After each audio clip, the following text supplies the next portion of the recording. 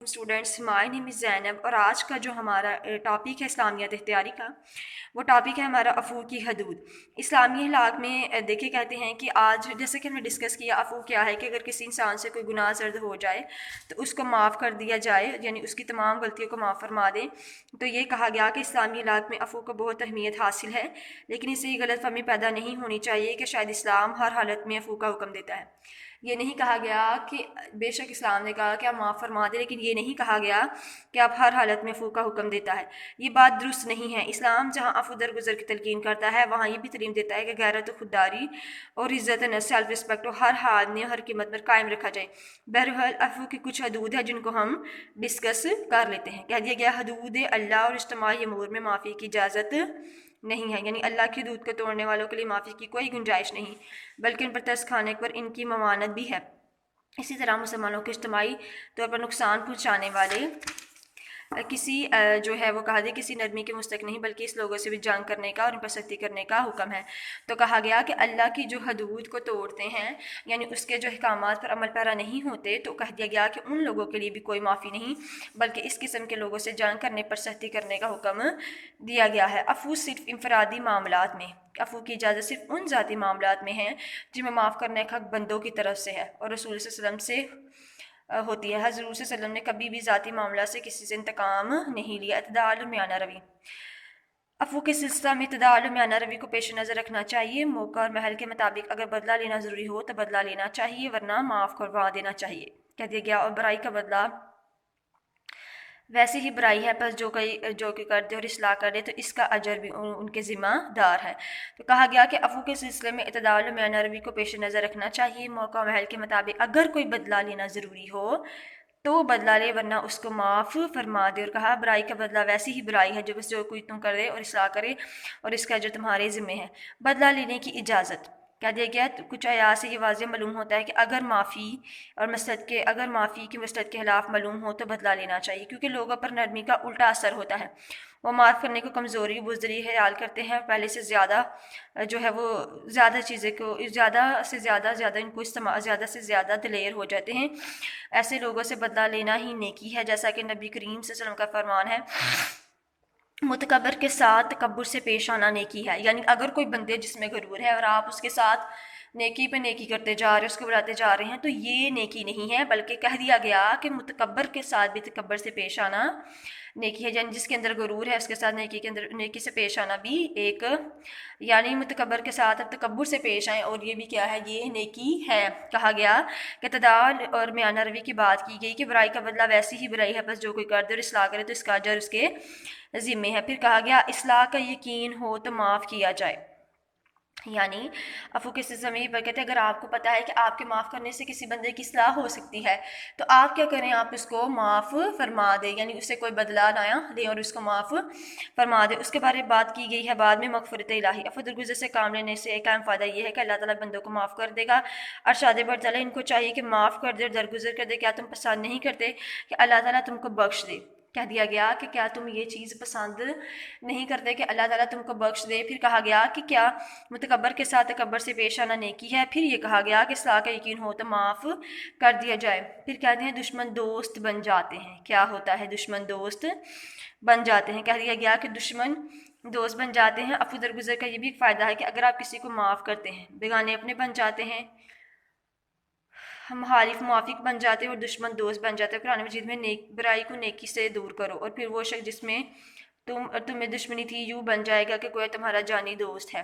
کہتے ہیں کہ ایک اس کا فائدہ یہ بھی ہے کہ اگر تم کسی کو معاف فرماتے ہو تو کیا ہوتا ہے کہ اس سے وہ بندہ تمہارا دوست بن جاتا ہے۔ برائی کو نیکی سے دور کرو، یعنی اگر کوئی شخص میں برائی ہے تو آپ اس کو نیکی سے دور کریں، کسی کے ساتھ دشمنی ہے تو اس کو معاف فرما دیں، پھر دیکھیں کہ وہ شخص آپ کا ایسا دوست بن جاتا ہے، یعنی جانی دشمن کی بجائے وہ آپ کا گویا تمہارا جانی دوست بن جائے گا۔ پھر کہا گیا کہ معاشرے کا امن و سکون، دیکھیں اگر معاشرے میں ایک لوگ اچھے طریقے سے رہیں گے، بات چیت کریں گے، تو لوگوں کا کیا ہوگا کہ معاشرے کا امن و سکون قائم ہوگا۔ اگر ہر انسان دوسرے خطا کار انسان سے عفو درگزر کا سلوک کروا نہ رکھے، کہہ دیا گیا کہ اگر ہر انسان دوسرے ہتاکار انسان سے درگزر کا سلوک نوا نہ رکھے، یعنی اس کو معاف نہ کرے، تو معاشرے میں امن سکون ختم ہو جائے گا، لوگ ایک دوسرے سے جھگڑیں گے اور ایک دوسرے سے بدلے لینے پر آ جائیں گے۔ تو کہا گیا کہ امن سکون ڈھونڈنے بھی نظر نہ آئے گا، لیکن اگر افراد معاشرہ آپس میں درگزر سے کام لے تو یہی معاشرہ امن سکون کا گہوارہ اور جنت کا نظیر بن جائے گا۔ پھر اس کے بعد بات کی گئی ہے اشاعت اسلام، یعنی درگزر شاعت اسلام کا ایک بہت بڑا ذریعہ ہے، کیونکہ اس کا اثر براہ راست انسان کے دل پر ہوتا ہے۔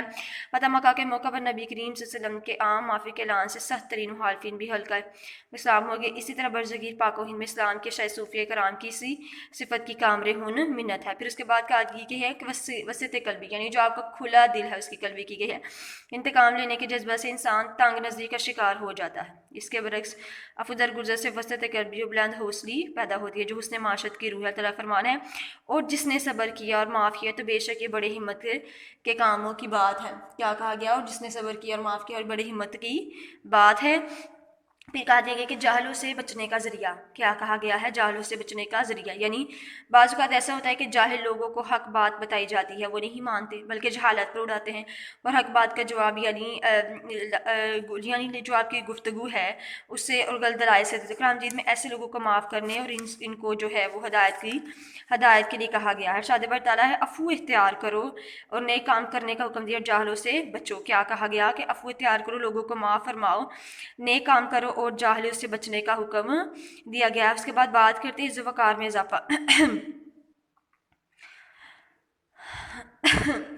کہا دیا گیا کہ عفو سے عزت وقار میں اضافہ ہوتا ہے۔ نبی کریم صلی اللہ علیہ وسلم کا ارشاد گرامی ہے کہ اگر کوئی شخص اللہ تعالیٰ عفو درگزر فرمانے والا ہے، پھر کہہ دیا گیا کہ اللہ تعالیٰ عفو درگزر کرنے والوں کو عزت عطا فرماتا ہے، یعنی اگر آپ لوگوں کو معاف فرما دیتے ہیں تو وہ کیا کرتا ہے؟ وہ عزت عطا فرماتا ہے۔ تو اسٹوڈنٹس، آج کا جو ہمارا ٹاپک تھا بیسیکلی وہ یہی تھا کہ عفو کی جو حدود ہیں وہ کیا ہیں، یعنی عفو اگر آپ لوگوں کو معاف فرماتے ہیں تو اس میں اس کی کچھ حدود ہیں۔ یہ نہیں کہا گیا کہ اسلام کا یہ بالکل کانسیپٹ نہیں ہے کہ آپ لوگوں کو، یعنی اسلام جہاں ضروری کی یہ نہیں کہتا کہ غیرت و داری نفس کی ہر حال میں اور ہر قیمت پر قائم کر دیا گیا۔